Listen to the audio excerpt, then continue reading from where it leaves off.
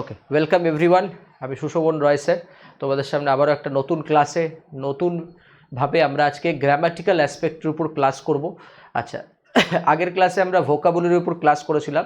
সেই ভোকাবুলারি সেকশনে আমি তোমাদের root word, prefix, suffix, high pitched, তারপরে degree of words as well as all the things, সেগুলি নিয়ে আমরা আলোচনা করছি। তো আজকের ক্লাসে আমরা আলোচনা করব একটা গ্রামাটিক্যাল পোর্শন নিয়ে, যে গ্রামাটিক্যাল পোর্শনকে কীভাবে পড়তে হবে বা কীভাবে এখানে পড়ানো হয়। তো গ্রামাটিক্যাল পোর্শনকে কীভাবে পড়ানো হয় তার থেকেও জানতে হবে যে গ্রামাটিক্যালের বেসিক্স কী, ঠিক আছে। যেমন তোমাদের এখানে আমি দুটো ভিডিও আপলোড করি, দ্যাট ইজ কন্ডিশনাল সেন্টেন্সেস, যেখানে দুটো ভিডিও আছে, সেখানে একটা চ্যাপ্টার আছে।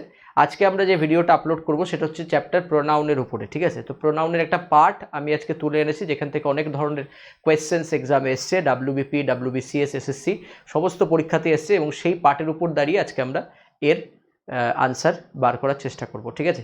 আশা করি অডিও ভিডিও সবার কাছে ক্লিয়ার।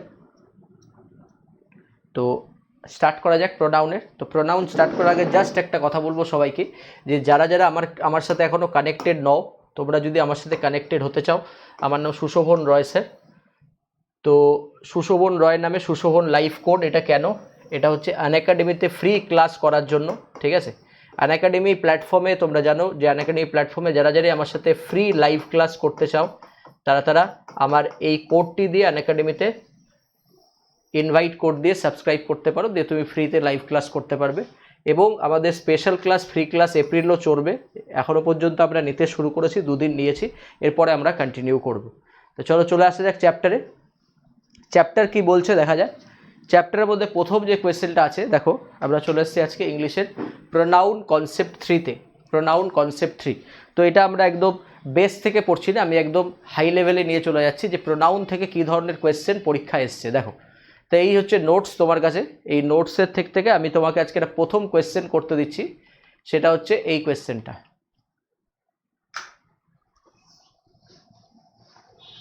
চলো আনসার করবে। In the NatWest Trophy, India, England and Sri Lanka are facing each other. চলো আনসার করবে। এ বি সি ডি, তোমাকে 4টে অপশান আছে, A B C D, A B C D, আর লাস্টেরটা হচ্ছে ই। লাস্টেরটা হচ্ছে ই, এটা ডি নয়, কারণ ডবল ডি পড়ে গেছে, এটা ই, মানে এটা হচ্ছে নো এরার।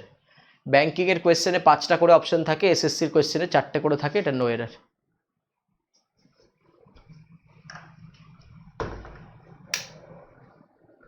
চলো আনসার দাও সবাই, ডি ই। ওকে, ফার্স্ট আনসার করবে সবাই, এবং কমেন্টেও জানাবে তোমার কি আনসার হচ্ছে।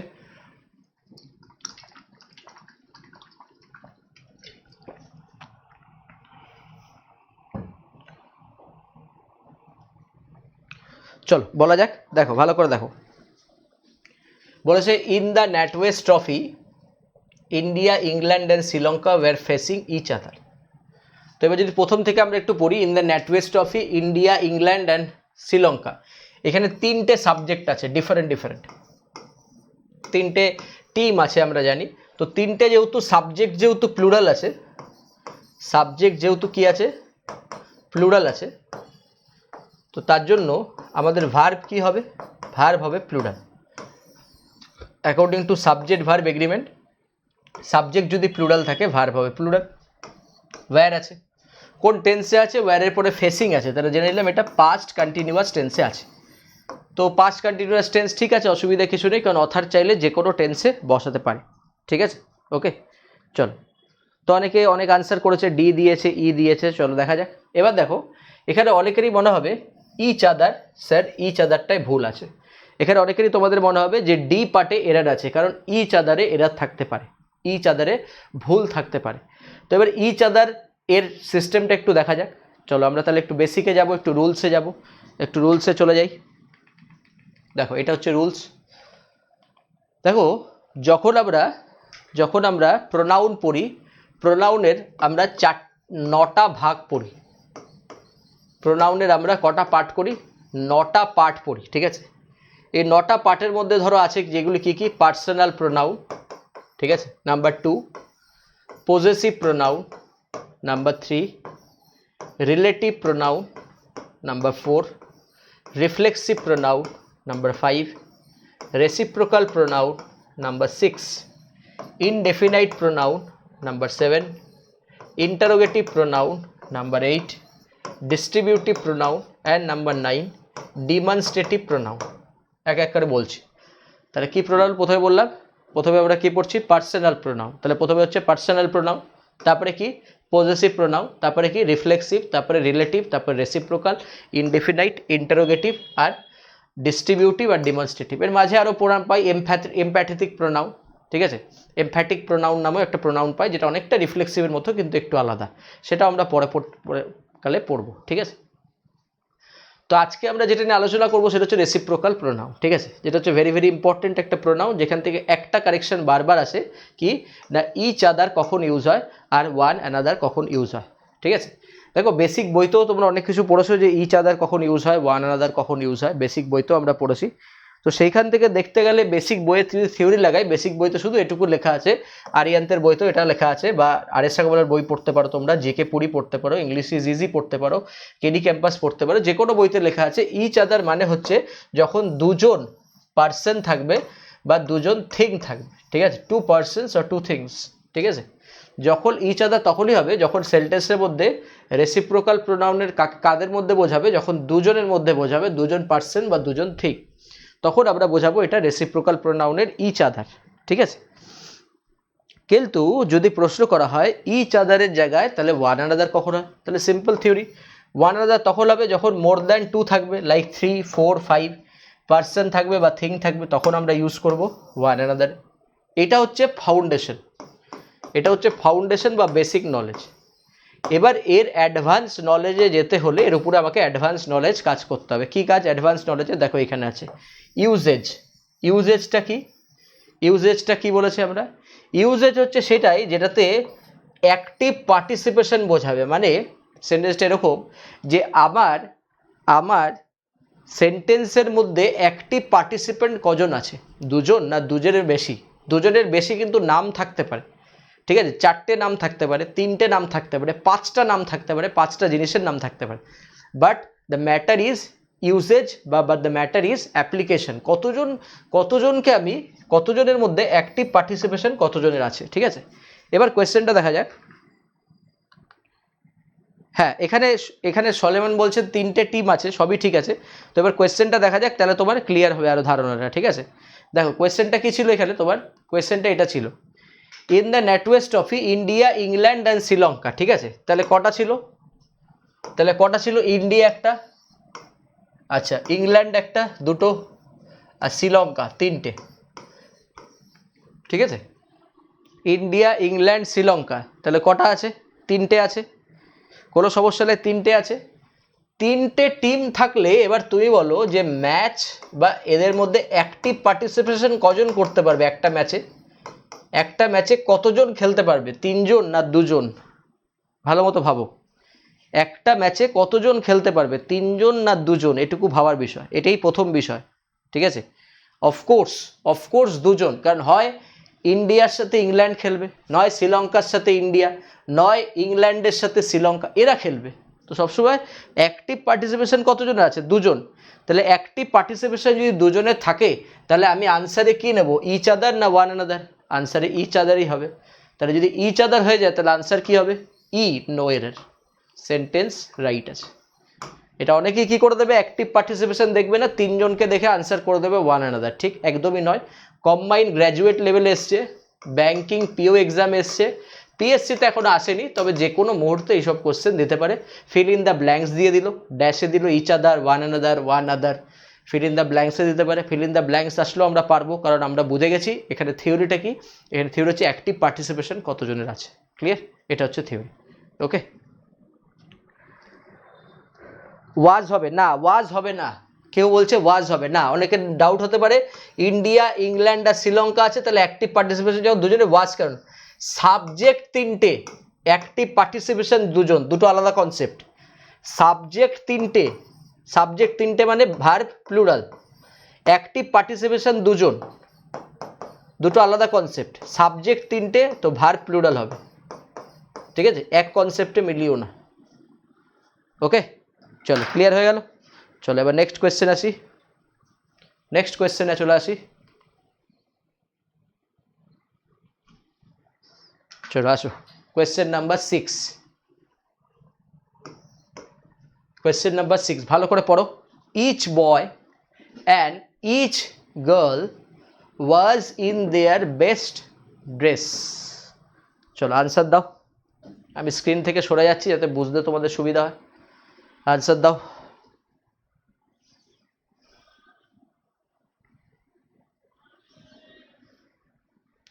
কোন পার্টে A B C D E কোন পার্টে এরর, তারপরে বলবে এরর কি। প্রথমে পার্ট নির্ধারণ করো।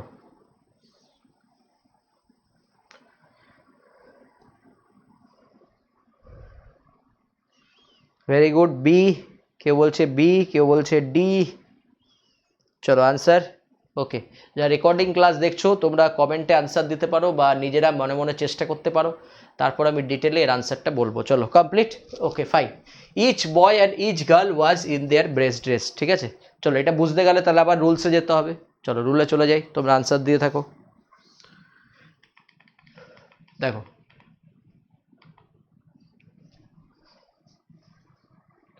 দেখো আমরা যখন ইনডেফিনাইট প্রোনাউন পড়বো, ঠিক আছে, এটা একটু লেখাটা উপরের দিকে উঠে গেছে, ঠিক আছে, একটু লেখাটা উপরের দিকে উঠে গেছে।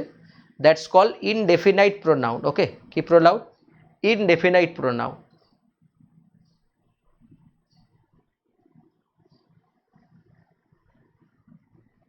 ঠিক, ভালো করে দেখো কথাটা কি, ইনডেফিনাইট প্রোনাউন। ওকে, তো ইনডেফিনাইট প্রোনাউনটা কি?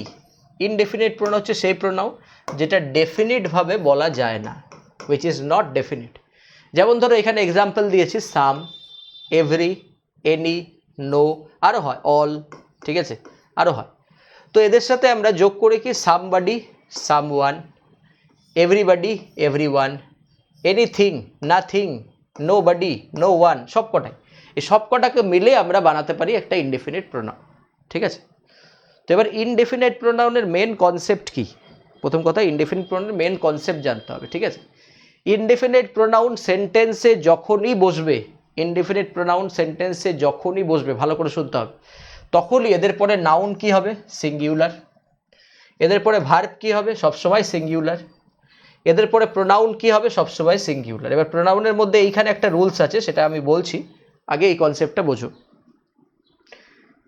যে ইনডেফিনিটের পরে যখনই বসবে তখনই নাউন হবে সিঙ্গুলার, ভার্ব হবে সিঙ্গুলার এবং প্রোনাউন হবে সিঙ্গুলার। ঠিক আছে, কিন্তু দেখা যায় ইনডেফিনিট প্রোনাউনে, যেমন ধরো আমি বললাম এভরি বয় অ্যান্ড গার্ল, ঠিক আছে, every boy and girl, every man and women, ঠিক আছে, তো এই কথাগুলো সব সিঙ্গুলার। তো এদের পরে ভার্ব সিঙ্গুলার লাগালাম, হ্যাজ ডান। প্রোনাউন কি না, প্রোনাউনও সিঙ্গুলার হবে, ধরা যাক হিজ হবে বা হার হবে। এবার হিজ হবে, হার হবে না ইটস হবে, সেটা ডিপেন্ড করবে কার উপরে। ভালো করে দেখো, যদি কোনো সেন্টেন্সে আমরা ডাবল ইচ বা ডাবল এভরি দেখতে পাই, EVERY, কি বললাম? ডাবল ইচ বা ডাবল এভরি দেখতে পাই। আবারও বলছি, যদি কোনো সেন্টেন্সে ডাবল ইচ বা ডাবল এভরি দেখতে পাই, তাহলে সবসময় এদের পরে যে নাউনগুলো থাকবে সেগুলি সবই কী হবে? সিঙ্গুলার, সব সিঙ্গুলার হবে। এদের পরে যে ভার্বগুলো থাকবে সেগুলো সব সিঙ্গুলার হবে। কিন্তু এদের পরে যে প্রোনাউনটা থাকবে সেটা তিনটে হতে পারে, হিজও হতে পারে, হারও হতে পারে, ইটসও হতে পারে। ডিপেন্ড করবে এই ইচ অ্যান্ড এভরির পরে, মানে যে সেকেন্ড সাবজেক্ট আছে তাকে দেখে। মানে এখানে সেকেন্ড সাবজেক্টের ভ্যালু বেশি। এবার স্যার সেকেন্ড সাবজেক্ট কি, সেটা তো কোয়েশ্চেনে যেতে হবে। তাহলে আবার বুঝি, কোনো সেন্টেন্সে যদি double each and double every থাকে, তাহলে এদের পরে নাউন হবে সিঙ্গুলার, ভার্ব হবে সিঙ্গুলার, প্রোনাউন হবে কাকে দেখে? সেকেন্ড সাবজেক্টকে দেখে। এইটুকু থিওরি শুধু লাগিয়ে দাও, ব্যাস, তাহলেই সেন্টেন্সে আনসার বেরিয়ে যাবে। ঠিক আছে, ওকে, তাহলে এবার আসা যাক। তাহলে এবার দেখো, এবার কোয়েশ্চেন ছিল এটা, let's move to the question. দেখো ইচ বয়, তাহলে রুলসে পড়ে গেছে, কেন? ডাবল ইচ আছে, এটা একটা আছে, আবার এটাও একটা আছে। ঠিক আছে, এখানে ইচের জায়গায় এভরি থাকতে পারতো, সেটা একটা দুটোই থাকতে পারতো। ঠিক আছে, এই রুলসটা কখন ফিট হবে? যখন দুটো এভরি থাকবে তখনও ফিট হবে, যখন সিঙ্গেল এভরি থাকবে তখনও ফিট হবে, যখন সিঙ্গেল ইচ থাকবে তখনও ফিট হবে। এবার সিঙ্গেল ইচ মানে কি, ইচ বয় অ্যান্ড গার্ল, তাহলেও হবে একই rule. Every man and woman, তাহলেও হবে একই রুল, ঠিক আছে, তাহলেও হবে একই রুল, একই কনসেপ্ট, ঠিক আছে। তাহলে each boy and each girl হয়ে গেল, each boy and each girl complete হলো। তাহলে এবার দেখো তো, ইচের পরে বয় সিঙ্গুলার আছে, ইচের পরে গার্ল সিঙ্গুলার আছে, তাহলে দুটো সিঙ্গুলার হয়ে গেল, কোনো অসুবিধা নেই। ওয়াজ ইন দেয়ার বেস্ট, তাহলে ভার্ব কি হয়েছে, ওয়াজ সিঙ্গুলার। তাহলে এখন পর্যন্ত রুল সব ঠিকঠাক যাচ্ছে, ঠিক আছে। এবার কি আসছে, এবার আসছে দেয়ার।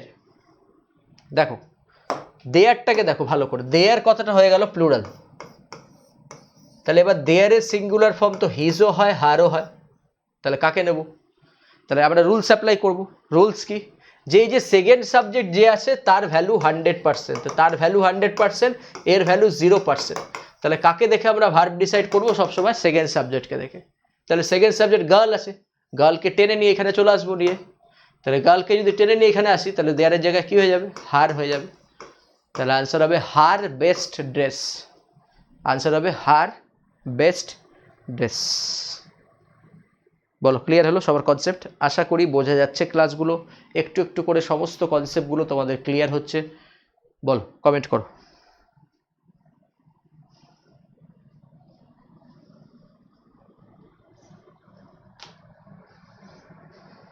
হ্যাঁ হ্যাঁ হ্যাঁ, সাম বয় অ্যান্ড সাম গার্ল হবে, সব হবে, ঠিক আছে। চলো নেক্সট। যারা রেকর্ডিং দেখছো কোনো ডাউট থাকলে ক্লাসে এসে জিজ্ঞেস করবে, কোনো অসুবিধা নেই, ঠিক আছে। চলো হয়েছে, ওকে।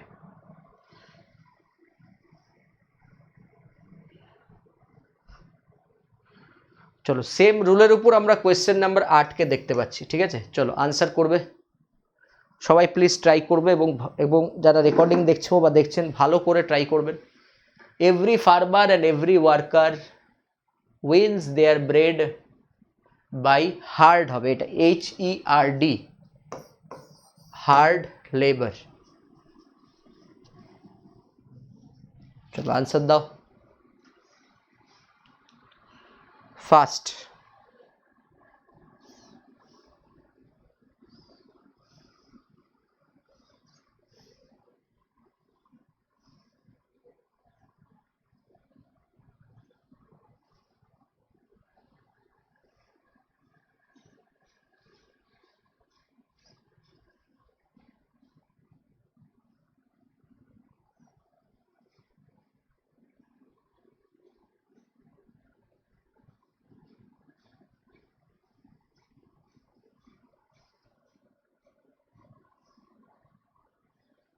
চলো ফার্স্ট আনসার করো। চলো very good very good very good, যারা আনসার দিচ্ছ ভেরি গুড, দিতে থাকো। চলো ফাইন কমপ্লিট। দেখো every farmer and every worker wins their bread by hard labour হয়ে গেল। তাহলে দেখো এবার ডাবল এভরি আছে, এটা একটা এটা একটা, তাহলে আমরা রুলসটা অ্যাপ্লাই করব। তাহলে এরপরে কি আছে, S1 মানে সাবজেক্ট 1, এটাকে ধরলাম। তাহলে তোমার সাবজেক্ট 1 কিসে আছে, ফার্মার সিঙ্গুলার, কোনো অসুবিধা নেই। এবার দেখা যাক সাবজেক্ট 2 কি আছে, এভরি ওয়ার্কার কি আছে, এভরি ওয়ার্কার কি আছে, সাবজেক্ট 2 কিসে আছে, সিঙ্গুলার না প্লুরাল, অফকোর্স সিঙ্গুলার, তাহলে ফার্মারও সিঙ্গুলার ওয়ার্কারও সিঙ্গুলার হয়ে গেল। এবার দুজনের মধ্যে ভ্যালু কার বেশি, এর ভ্যালু 0, এর ভ্যালু 100, ওকে। চলো একে দেখে এবার সব হবে। তাহলে ভার্ব দেখা যাক উইন্স, এখানে মেন ভার্বের ইউজ করা হয়েছে, মেন ভার্বের সাথে যদি এস যোগ হয় তাহলে সেটা সিঙ্গুলার হয়, আর মেন ভার্বের সাথে যদি এস না থাকে তাহলে সেটা প্লুরাল হয়, এটা একদম বেসিক কনসেপ্ট। তো আমরা দেখতে পাচ্ছি এখানে যে মেন ভার্বের সাথে এখানে এস যোগ করা আছে, তাহলে এস যোগ করা থাকা মানে কি, ইটস কল সিঙ্গুলার হয়ে গেছে, তাহলে এটাও ঠিক আছে। দেয়ার ব্রেড কি আছে, দেয়ার ব্রেড, এইবার দেখো আবার সেম জিনিস, দেয়ারটা কি হয়ে গেছে, দেয়ারটা হয়ে গেছে প্লুরাল, দেয়ারটা হয়ে গেছে প্লুরাল। তাহলে এবার দেয়ারের সিঙ্গুলার ফর্ম হিজও হয় হারও হয়, কনসেপ্ট দুটোই যায়, হিজও হয় আবার হারও হয়। এবার চলে যাব কার উপরে ডিপেন্ড করব, অবভিয়াসলি সেকেন্ড সাবজেক্টের উপর ডিপেন্ড করব। তাহলে সেকেন্ড সাবজেক্ট কি আছে, ওয়ার্কার আছে। এবার ওয়ার্কারের জেন্ডার কি, মেল না female, we can't identify because it's a common noun, it can be male or female, ঠিক। So both wedge. তাহলে কি দেয়ার করব না, তাহলে কি করব, তাহলে আমরা জানি ইংলিশের নিয়ম, যদি জেন্ডার আইডেন্টিফিকেশন না করা যায়, is it masculine or feminine, then we decide the pronoun form according to the male determination বা according to the masculine form. Because যখনই জেন্ডার মেনশন করা যাবে না, তখন আমার প্রায়োরিটি ফার্স্ট কাকে নেব, হিজকে নেব। কাকে নেব, হিজকে নেব, ঠিক। তাহলে হয়ে গেল আনসার কমপ্লিট। তাহলে দেয়ারের জায়গায় আনসার কী হয়ে যাবে, দেয়ারের জায়গায় আনসার হয়ে যাবে হিজ। বলো ক্লিয়ার সবার, ইজ দ্যাট ক্লিয়ার? ঠিক। ইটস হবে না, ইটস হবে না, ইটস এখানে হবে না। ইটস নন লিভিং অ্যানিমেল বা চাইল্ড বা ইনফ্যান্ট, এদের সাথে ইটস ইউজ হয়। যারা যারা বলছো ইটস, এখানে ইটসের কোনো ইউজেজই হবে না, ভালো করে বোঝো, ঠিক আছে। চলো ফাইন। দেখো এইভাবে আমরা প্রোনাউনের একটা কনসেপচুয়াল জায়গা আজকে একটু প্র্যাকটিস করলাম, ঠিক আছে। দেখো আমি চেষ্টা করছি, কারণ আমি আমার প্রচুর ক্লাসেস থাকে, offline online plus classes, special classes, তার মধ্যে ইউটিউব সময় করে নেওয়া হয় না, যার জন্য ভিডিও আপলোডিং আমি করতে পারি না। তো তোমাদের সবাইকে রিকোয়েস্ট করছি, যারা যারা এই ধরনের ক্লাসগুলো করতে চাও, তারা আনএকাডেমির প্ল্যাটফর্মে আমার সাথে কানেক্টেড হও। Unacademy Indian one of the largest online education platforms, যেখানে আমাদের মতো টপ এডুকেটার্সরা প্রত্যেকটা সাবজেক্টে তোমাদেরকে গাইড করে যাচ্ছে। এবং যারা যারা আমার সাথে পার্সোনালি কথা বলতে চাও এই সব বিষয়ে, যে আমি কীভাবে প্রিপারেশন নেব, যাদের ইংলিশ উইক, তারা যদি আমার সাথে পার্সোনালি কথা বলতে চাও, তারা আমার মোবাইল নাম্বারে আমাকে কল করতে পারো বা হোয়াটসঅ্যাপ করতে পারো। This is my number is 9002332334। So you can call or WhatsApp me relating your issue. দেখো আমি এখানে অবজেক্টিভ ডেসক্রিপটিভ ইংলিশ দুটোই তোমাদের গাইড করব। আমি তোমাদের ইউটিউব ক্লাসের মাধ্যমে দেখাতে চাইছি যে কীভাবে গ্রামারটা পড়াই আমি, বা কীভাবে ভোকাবুলারিটা পড়াই। একদম যারা বেসিক থেকে তৈরি করছো, যারা যারা WBP কনস্টেবলের জন্য তৈরি করছো, যাদের এক্সাইজ মেন্স আছে, যারা SI রাইটিং স্কিল প্র্যাকটিস করতে চাও, বা যারা WBCS এর জন্য 200 নম্বরের পেপার কমপ্লিট করতে চাও, যে এসে কীভাবে লিখবো, কম্পোজিশন কীভাবে লিখবো, প্রেসি রাইটিংয়ের রুলস কী, লেটার রাইটিং কীভাবে লেখে, বা যারা WB মিসলেনিয়াস যারা পরীক্ষা দাও, সেখানেও 150 নম্বরের ডেসক্রিপটিভ ইংলিশ থাকে, অ্যাজ ওয়েল অ্যাজ সেখানে কিন্তু উইদাউট অপশন অবজেক্টিভ ইংলিশ থাকে।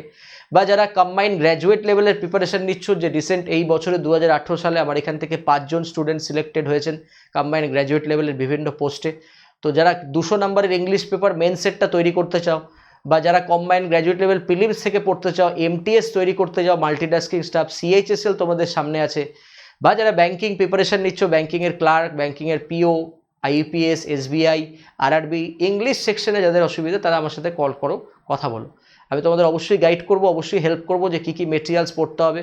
এবং এই ইউটিউব ক্লাসগুলো দেখতে থাকো, ইউটিউব চ্যানেলটা সাবস্ক্রাইব করো অবশ্যই, এবং বন্ধুদের মাঝখানে শেয়ার করো, যাতে আরও তোমাদের কাছে আমি পৌঁছাতে পারি ইউটিউব ক্লাসের মাধ্যমে।